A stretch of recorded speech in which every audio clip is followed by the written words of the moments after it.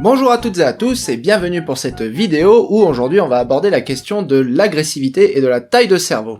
Alors si on aborde cette question aujourd'hui, c'est pas pour rien, c'est parce que vous avez été nombreux à nous poser la question, notamment sous les vidéos de paléoneurologie, les vidéos sur l'évolution du cerveau lui-même, mais aussi sous la vidéo de Miss Plume où il était question de conservation compassionnelle et donc où la question de la sentience et de l'intelligence animale était posée. Donc est-ce qu'on s'attend à trouver une corrélation entre taille de cerveau et agressivité chez les mammifères ? Déjà, d'où viendrait cette idée en fait qu'il y aurait une corrélation entre agressivité et taille de cerveau ? Et donc je pense, mais ce n'est qu'un pronostic de ma part, je pense qu'en fait on se représente souvent l'être humain comme étant un animal extrêmement agressif, et on sait que l'être humain a un gros cerveau et se considère lui-même comme étant intelligent. Donc on aurait du coup cette envie en fait de considérer que la taille de cerveau va de pair, une augmentation de la taille de cerveau va de pair avec une augmentation de l'agressivité. Agressivité qu'on constate aussi chez pas mal de singes, notamment les chimpanzés. Beaucoup moins chez les bonobos, mais au moins chez les chimpanzés, les babouins, ce sont des animaux qui ont au moins la réputation d'être relativement violents et qui ont un cerveau relativement plus développé que la plupart des autres mammifères. Donc je pense qu'il y a déjà cette idée-là qui est que, vu qu'on observe notre propre société, nos propres sociétés à nous, et qu'on constate leur violence, et qu'on constate notre propre intelligence, on a envie de se dire, est-ce qu'il n'y aurait pas un lien entre les deux ? Bon, on va rappeler évidemment que corrélation n'est pas forcément causalité, mais en tout cas on a envie de voir un lien, même si on n'a pas vraiment de théorie derrière pour l'expliquer. Et justement, je me suis mis à réfléchir à pourquoi on aurait un lien théorique réel entre taille de cerveau et agressivité, si un tel lien devait se confirmer. Et on a effectivement cette théorie qui est la théorie du social brain, donc la théorie du cerveau social. Et cette théorie du cerveau social, c'est une théorie qui est avancée pour essayer d'expliquer l'augmentation de la taille du cerveau chez les primates et notamment dans la lignée humaine. Cette théorie du cerveau social, elle dit que en gros, ce sont les liens en fait entre les différents membres d'un groupe social qui vont imposer au cerveau de faire des connexions. Il faut se rappeler des visages, il faut se rappeler des expressions, des réactions, des connexions sociales, de la hiérarchie. Tout ça doit être à un moment géré en fait par votre appareil cognitif. Et donc ça pousserait, cette pression en fait ferait augmenter la taille de cerveau. Cette pression agirait par sélection naturelle sur l'augmentation de la taille du cerveau au fur et à mesure des générations. On rajoute des neurones, on rajoute des connexions, et tout ça fait que le cerveau grossit parce que justement plus les liens sociaux sont forts, plus il faut gérer toute cette complexité sociale. Et plus votre cerveau augmente de taille aussi, et plus vous pouvez vous permettre d'avoir une société complexe, et ainsi de suite. Donc d'après cette théorie du cerveau social, on s'attend à ce que les primates et les animaux, les mammifères qui vivent en société aient un plus gros cerveau.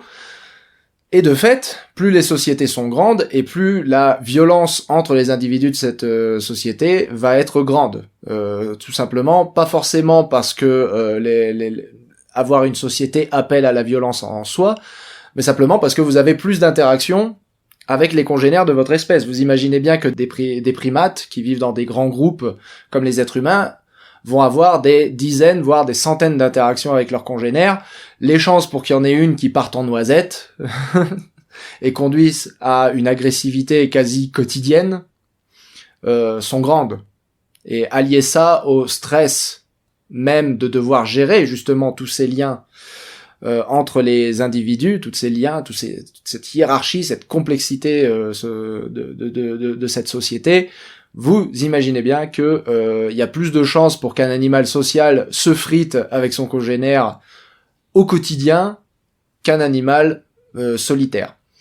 Il y a le pour et il y a le contre dans cette explication, mais j'essaie de trouver un fondement théorique, un lien entre agressivité et intelligence, et taille de cerveau en l'occurrence. On aurait cette possible explication. À l'inverse, on pourrait s'attendre à ce que des animaux plus intelligents soient moins agressifs, parce que justement, ils vont vouloir régler leurs problèmes autrement que... Ils vont avoir cette intelligence de régler leurs problèmes autrement que par la violence. Hein, c'est évidemment le vieil adage être bête et méchant. Quand on est bête, on est méchant, parce que on sait pas régler les problèmes autrement que par la violence. Donc, ça se voit chez les bonobos, par exemple. Chez les bonobos, ils ont cette intelligence sociale de forniquer plutôt que de se battre. Bon, ça pourrait être une autre explication. Donc on a vraiment des fondements au moins instinctivement théoriques, enfin au moins théoriques sinon instinctifs, on va dire plutôt, pour s'attendre soit à ce que l'agressivité augmente avec la taille de cerveau, soit que l'agressivité diminue avec la taille de cerveau. Le tout étant basé sur une hypothèse de base qu'on peut faire une approximation entre taille de cerveau et intelligence. J'ai fait des petites recherches dans la littérature pour essayer de justement de trouver une réponse à cette question de l'agressivité et de l'intelligence et de la taille de cerveau, et il se trouve qu'il n'y a pas grand-chose dans la littérature sur l'évolution en général au sein des mammifères de la taille du cerveau contre l'agressivité. Je pense pas en réalité qu'il y ait grand monde qui se soit posé cette question, d'une part parce que j'ai lu une bonne partie de cette littérature et je lis cette littérature depuis très longtemps déjà, depuis au moins une dizaine d'années. Donc et je n'ai jamais vu personne mentionner l'agressivité comme étant un corrélat possible de l'intelligence ou de la taille de cerveau. Et pourtant l'évolution du cerveau c'est quelque chose que je suis quand même, je veux dire c'est quelque chose qui m'intéresse. Donc j'aurais été très intéressé, mais j'ai jamais vu ça. Et j'ai recherché encore plus dans la littérature pour faire cette vidéo. Et même en étant très spécifique dans ma recherche sur Google Scholar, il n'y a rien qui est sorti.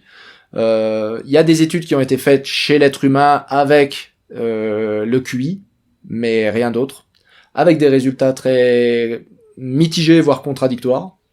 Donc on peut pas vraiment utiliser la littérature. Donc j'ai décidé de faire mon propre jeu de données. Voilà. Moi je suis comme ça, moi je suis curieux, j'ai envie de savoir moi l'agressivité et la taille de cerveau maintenant qu'on m'a posé la question. Donc merci à tous ceux qui nous ont posé la question, vous m'avez donné du travail en plus.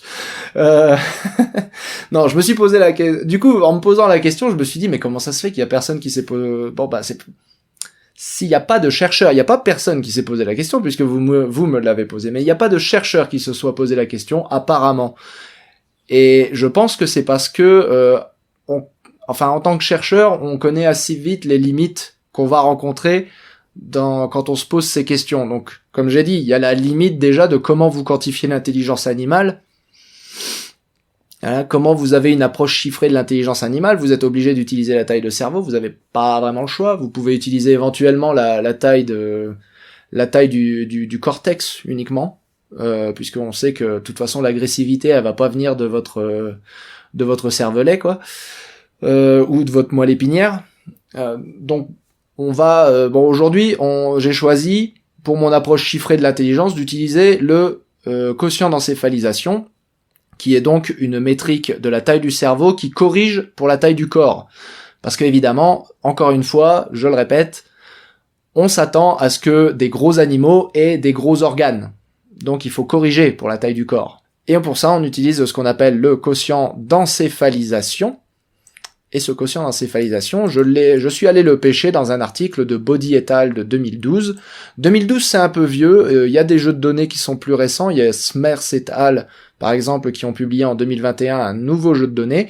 Mais je préfère celui de Body et al. Parce que les données sont déjà en quotient d'encéphalisation. Alors que Smers et al., ils ont tout converti en logarithme. Donc il faut délogarithmer les données. Et il faut ensuite recalculer le quotient d'encéphalisation.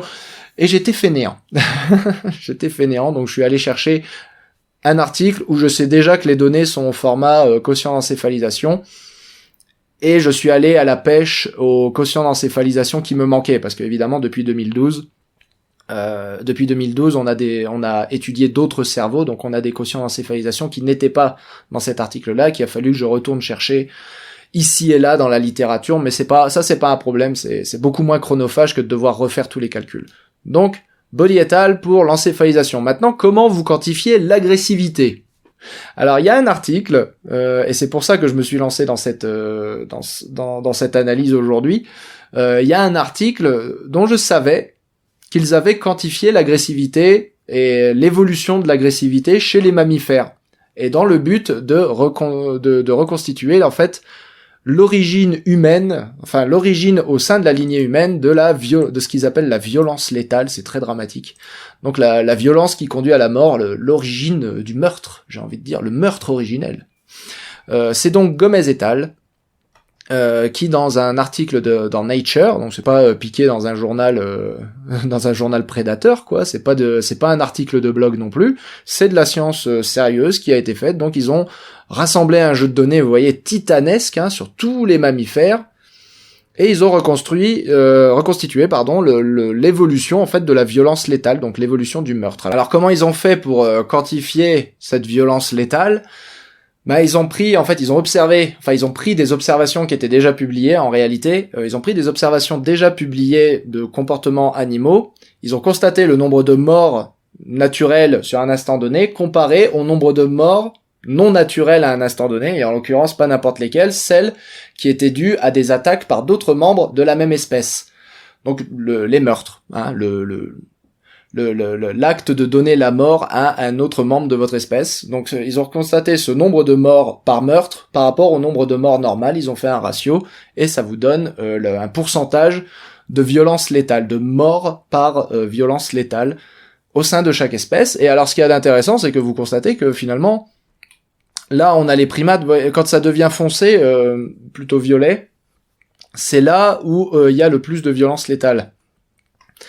Les hominoïdes, vous voyez, sont là, donc tout ça ici, ce sont les primates. Les hominoïdes, donc ce qu'on appelle les grands singes, sont ici. L'être humain, il est au bout de la flèche là, c'est légèrement foncé, vous voyez, au bout de la flèche. Vous avez les chimpanzés qui sont là, hein, pan troglodytes, donc le chimpanzé qui n'est pas le bonobo, le chimpanzé commun.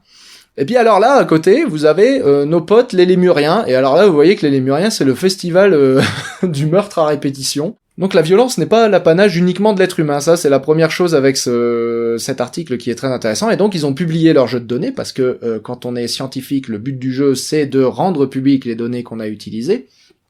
Donc ils ont publié leurs données, et j'ai utilisé ces données pour construire du coup donc les données de cet article et du quotient d'encéphalisation de Body de 2012 pour justement comparer l'évolution de la taille du cerveau avec l'évolution de la violence, de l'agressivité au sein des mammifères. Et ça vous donne le jeu de données que je vous présente ici. Donc vous avez EQ, quotient d'encéphalisation, pourcentage de morts conspécifiques, donc pourcentage de violence létale à l'intérieur de l'espèce. Vous voyez que les pourcentages sont pas très élevés hein, globalement. Si vous regardez là, Alouatta c'est un primate, c'est un singe. Vous avez que 6% de violence létale, donc il y a que 6% dans le total du nombre de morts qui ont été observés, il y a que 6% de ces morts, enfin 7%, c'est 6,84, donc on arrondirait plutôt à 7, il y a que 7% en fait de ces morts qui sont réellement dus à une violence intraspécifique, donc à un meurtre.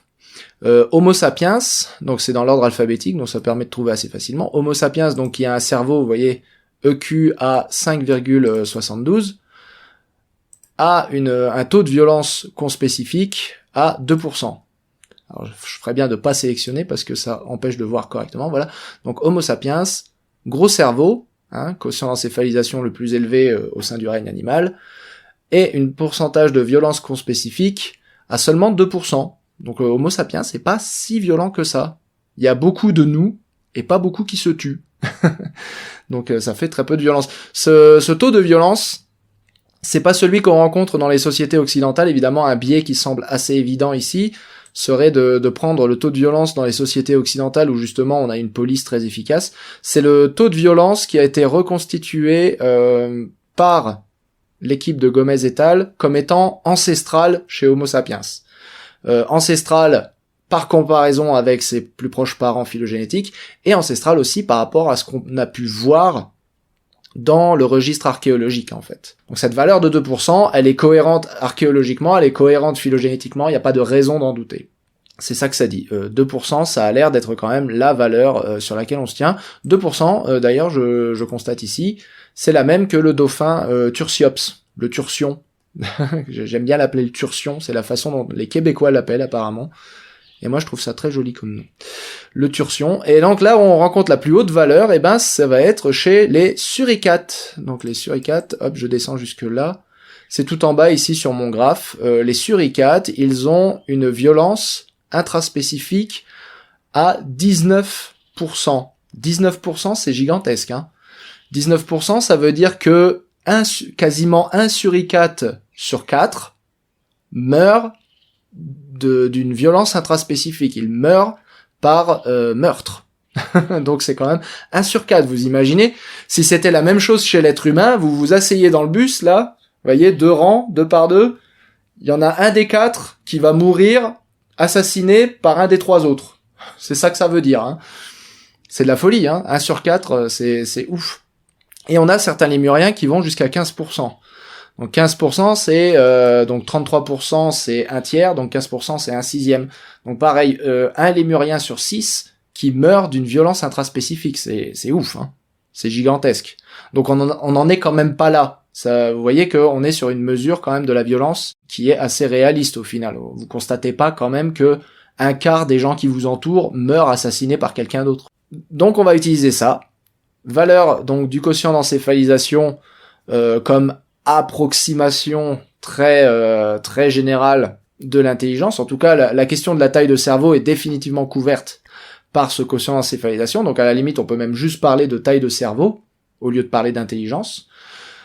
Et on a le nombre de morts par meurtre dans chaque espèce qui va être notre approximation de la violence de cette espèce. Et en combinant tout ça, on obtient un jeu de données avec pas moins de 300 espèces, ce qui est pas mal. Alors évidemment, il y a 5000 espèces de mammifères, on couvre pas toute la diversité des mammifères. Ceci étant dit, on a chez les mammifères un tiers de la diversité qui est faite de rongeurs et un autre tiers qui est faite de chauves-souris.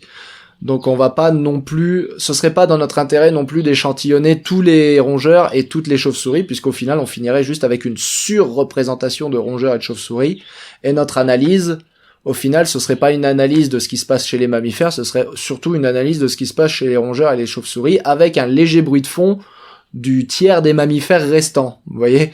Donc on veut pas non plus avoir un échantillonnage trop intense des souris et des rongeurs et des chauves-souris.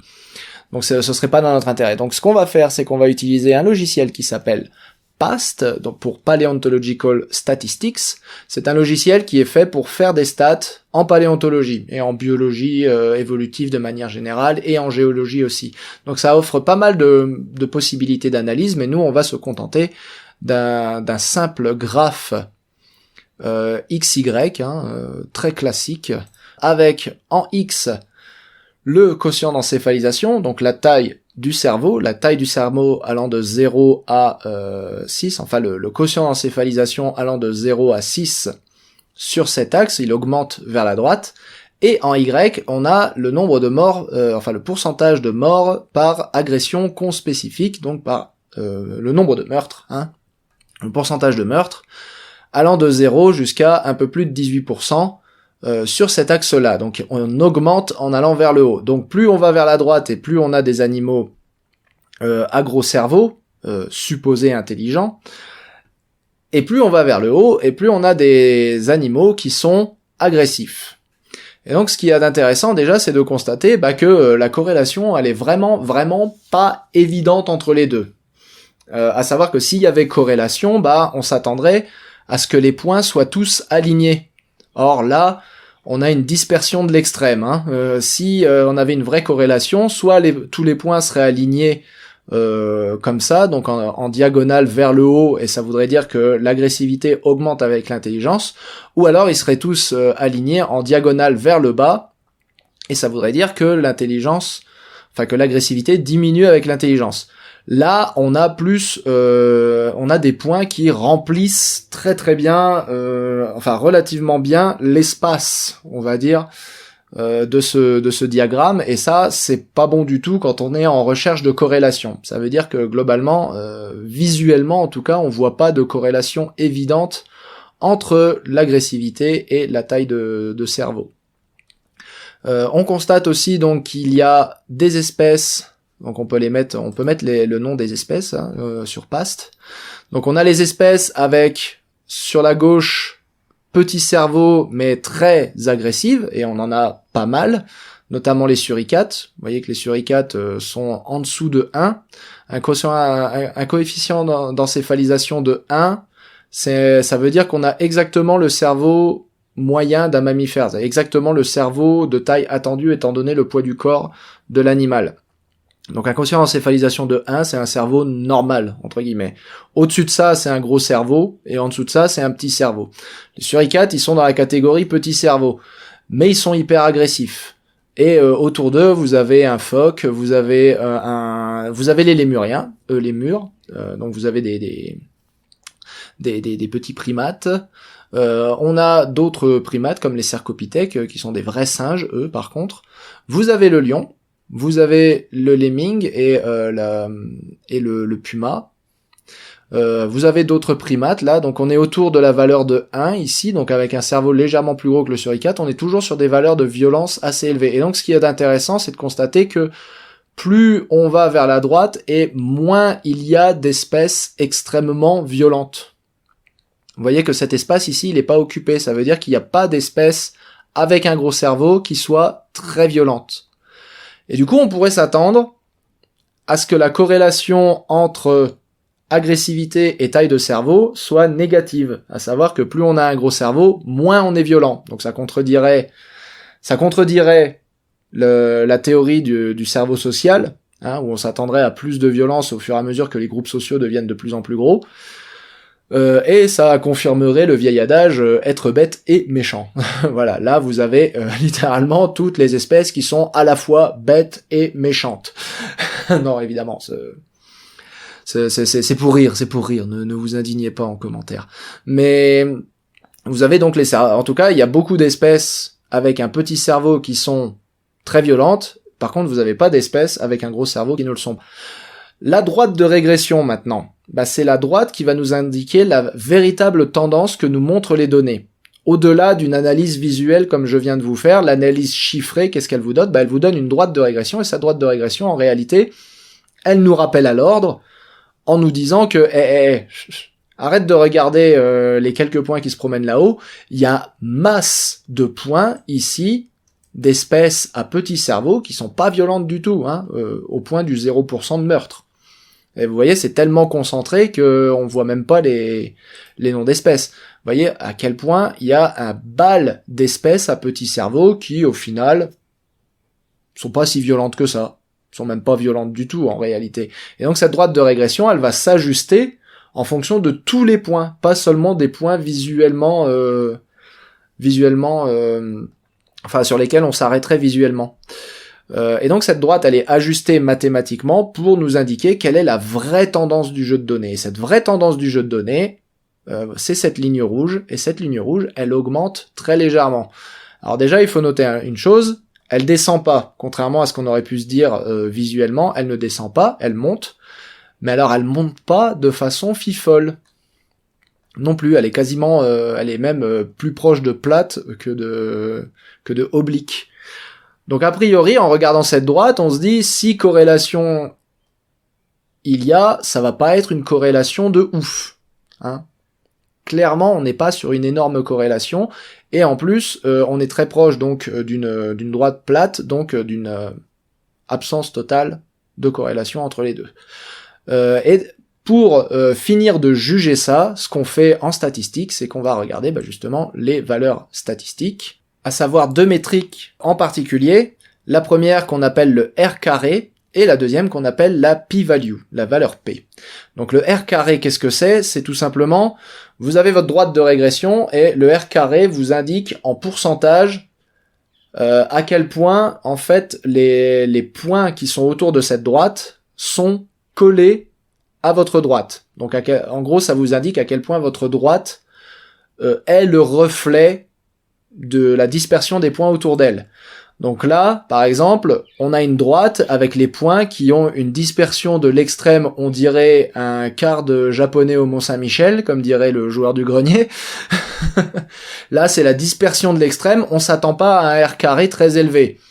Un R carré décent, ça doit être autour de 80%. En fonction des jeux de données, on va tolérer un R carré au-dessus de 50%. Là, vous voyez, c'est 0,016. Donc c'est 1, enfin c'est, non, si j'arrondis, c'est 7. Donc c'est 1,7%. Un R carré à 1,7%, c'est risible. Ça veut dire que votre droite, là, cette droite rouge, cette régression linéaire, ça a beau être la meilleure droite ajustée à votre jeu de données, elle explique rien. Et ensuite, on regarde la valeur P. La valeur P, elle va vous dire en gros s'il y a corrélation ou non. C'est-à-dire, est-ce que vous pouvez raisonnablement affirmer si oui ou non, basé sur ce jeu de données-là, la valeur du quotient d'encéphalisation augmente avec le nombre de meurtres. Ou en l'occurrence, est-ce que le nombre de meurtres augmente avec le quotient d'encéphalisation? Est-ce qu'on a le droit de le dire? La valeur P nous dit 0,02 si on arrondit. Et alors la valeur P, c'est quelque chose qui est extrêmement débattu, mais pour vous la faire simple, donc l'hypothèse de base c'est qu'il n'y a pas corrélation. Si la valeur P est au-dessus de 5%, en dessous pardon de 5%, on rejette l'hypothèse nulle, donc on rejette l'idée que ce ne soit pas corrélé, donc il y a corrélation. Donc la première école de pensée place cette limite à 5%, c'est une limite extrêmement arbitraire.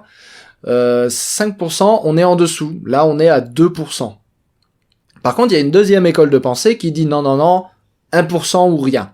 Voilà, donc il faut que ce soit en dessous de 1%. Si c'est au-dessus de 1%, on peut pas rejeter l'hypothèse nulle, donc l'hypothèse de base étant que les données ne sont pas corrélées. Donc si on peut pas rejeter l'hypothèse que c'est pas corrélé, c'est une double négation, ça veut dire que les données ne sont pas corrélées. Attention, c'est même une triple négation à ce niveau-là. Mais bref, c'est chiant les stats, hein. C'est chiant. Non, c'est intéressant parce que là, pour le coup, c'est intéressant parce qu'on est à la limite. En gros, ce qu'il faut en sortir, c'est qu'on est à la limite en fait de la significativité. C'est-à-dire qu'il y a une certaine école de pensée qui vous dira, bah si, apparemment, la taille du cerveau augmente avec la violence augmente avec la taille du cerveau. Et il y a une autre école de pensée qui vous dira, non. Et ce qu'il faut faire raisonnablement, bah, c'est dire ça pue. C'est possible, mais ça pue. c'est la seule et unique chose qu'il faut se dire en voyant ça. Donc on a un R carré qui est moche, qui est mauvais, enfin qui vous indique clairement qu'il y a une dispersion autour de la droite qui est juste gigantesque, et vous avez une p-value qui est moyennement satisfaisante. Globalement, si vous avez un peu d'honnêteté intellectuelle, vous pouvez pas conclure qu'il y a une corrélation entre l'agressivité et la taille du cerveau. Et puis j'ai poussé le vice jusqu'à faire un jeu de données, limiter le jeu de données uniquement aux primates. Bon, d'une parce que nous sommes des primates, mais aussi parce que quand on regarde le graphe, bah là on voit les lémuriens qui sont tout là-haut, vous voyez, les alouatas qui sont ici. Ici, quand on descend un petit peu vers le moins de violence et plus de gros cerveau, on a encore quelques alouates, on a Papio, le babouin, on a les Gelada, on a encore des lémuriens, on a même les gibbons ici. Et puis si on continue ici, on a encore des cèbes ici, donc les capucins. Et puis si on va par là, bah on a Homo sapiens. Et donc on pourrait être encore une fois visuellement en droit de se demander, mais si on limite le jeu de données aux primates, est-ce qu'on constaterait pas même l'inverse, à savoir une diminution de l'agressivité en fonction de la taille du cerveau. Donc j'ai regardé ce que ça donne pour les primates. On va sélectionner et on refait la même chose, modèle linéaire bivarié. Et alors là, ça vous donne le résultat suivant. Donc là, on a ce coup-là, on a une droite qui descend. Bon, par contre, encore une fois, si on regarde les stats, c'est pas brillant, hein, avec un R carré à 2%, c'est pas beau du tout. Et on a une p-value qui là pour le coup est très non significative, hein. On est très au-dessus des 5%, on est à 23%. Donc là, définitivement, en fait, cette droite qui descend, on ne peut pas raisonnablement dire qu'elle vaut quelque chose. Si on devait conclure uniquement sur les primates, on conclurait définitivement sur une non-corrélation totale. La taille de cerveau et la violence conspécifique n'évoluent pas ensemble chez les primates. Et pour les autres mammifères, c'est pareil, il y a un effet. Alors il y a un effet qui est un peu plus significatif, mais il est tellement dérisoire dans un jeu de données qui est tellement dispersé que faudrait vraiment être malhonnête pour tirer des grandes conclusions et des grandes théories sur comment l'intelligence nous rend agressifs. Donc voilà pour le modèle linéaire, mais après si vous êtes vraiment curieux, vous pouvez toujours essayer d'appliquer des modèles différents. On peut faire ça avec PAST. Donc vous retournez dans modèle et vous sélectionnez non linéaire. Et là vous obtenez des courbes en fait qui sont plus vraiment des droites, mais justement des courbes. Parce qu'évidemment, on pourrait être en droit de se demander si il y aurait pas une courbe qui s'ajusterait mieux qu'une droite, par exemple en faisant ceci, vous voyez, en descendant comme ça, et puis ensuite en allant vers du plat ici. Ça expliquerait peut-être mieux les jeux de données. C'est ce qu'on appellerait une courbe logarithmique du coup. Alors là, vous avez notre modèle linéaire, là vous avez une courbe quadratique, là vous avez une courbe de puissance, là vous avez une courbe exponentielle.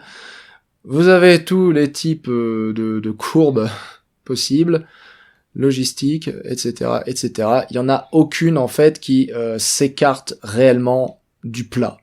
Hein, vous voyez que ça, on s'écarte pas vraiment du modèle linéaire. Le modèle linéaire vous donnait une courbe une droite qui était quasiment plate, quasiment horizontale, et là on s'écarte très très peu de l'horizontale en réalité. Donc il y a aucun modèle qui s'ajuste de telle façon que on en conclurait autre chose que il se passe pas grand chose.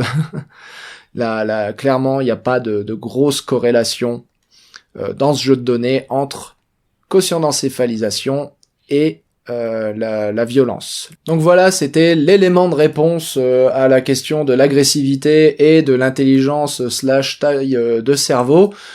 Évidemment, je vais pas prétendre avoir répondu à la totalité de la problématique en seulement une vidéo YouTube, ce serait extrêmement prétentieux de ma part, mais j'étais intéressé par la question et je me suis dit mais quel genre de données on pourrait fournir, quel genre de données on pourrait utiliser pour répondre à cette question, ou au moins apporter un élément de réponse. Et du coup là les éléments de réponse, je pense qu'on a amené là, et ça donne matière à réfléchir, c'est-à-dire que apparemment c'est une idée reçue qu'il y aurait une corrélation entre taille du cerveau et l'agressivité. Une idée reçue qui est probablement liée au fait que nous avons une perception de notre propre violence en tant qu'être humain qui est exacerbée. On se croit beaucoup plus violent qu'on ne l'est en réalité. Si on avait une perspective différente, par exemple, sur la société de suricates, on serait peut-être en train de se dire, ouais, effectivement, ça va, en fait. On n'est pas si mal.